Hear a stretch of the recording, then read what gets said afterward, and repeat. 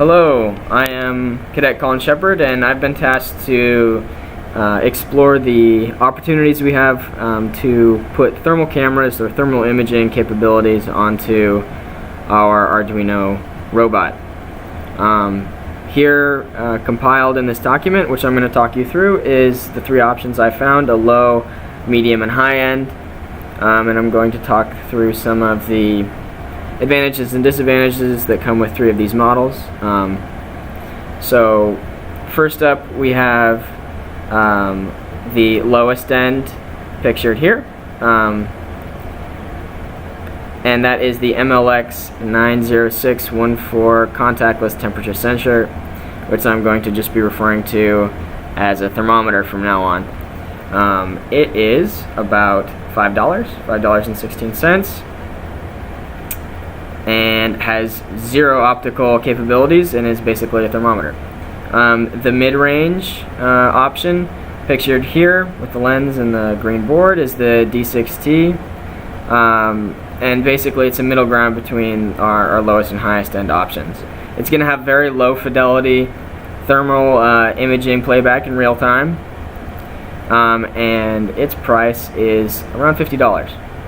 So finally, the highest end is this FLIR camera, which is no larger than a dime. It's going to give us very clear picture quality in thermal, and it costs around $260. So I've compiled the specification sheets, or at least the useful information from the spec sheets, into this document. We're gonna look through them together here and talk about how that's going to affect our decision-making process. So operating ranges, here we can see FLIR, D6T, and the thermometer. I included this because basically they're all the same. Whether it's a $5 sensor or a $260 sensor, they basically can't operate in degrees that are, in temperatures that are 130 or so degrees Fahrenheit or above. So this is something to consider when we're putting this robot into the austere operating environments that we're going to be.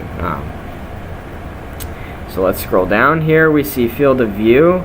For the D6T, they provided a nice diagram, and as pictured is the 4x4 pixel setup. So basically you only get 16 pixels with the field of view you can read here in the X and Y axes. The FLIR has this camera beat by certainly a noticeable and not a trivial margin. So there's no diagram with the FLIR, but I've compiled here the horizontal and diagonal fields of view. And then of course the thermometer has no field of view because it can't see anything. It just sends back a temperature. Okay, pinout diagrams. This is going to affect a lot of the complexity that goes into this. Here is the D6T, a little explanation about how this works, and these 4 pins. So SCL and SDA are basically data pins, and then VCC and ground. It's pretty simple. We move on to the FLIR, which is an absolute beast here. We have a lot of pins that do a lot of different things, and this is going to make it more difficult to maintain these robots. You're going to need it's just the process will just be more complicated, and the space on the Arduino, the computer itself, is certainly a limitation here, because we're not going to be able to include all these pins unless we do some serious reworking of the system. And next to the pin diagram to the right there is a description of what all the pins do. Thermometer, very simple, 4 pins, a pin description diagram about what they all do. This is going to be very simple, easy to integrate to the Arduino, but of course provide less fidelity of information. So these 3 options are probably what we've narrowed it down to, and what we need to do now is assess exactly what we need this thermal camera to do, or sensor to do.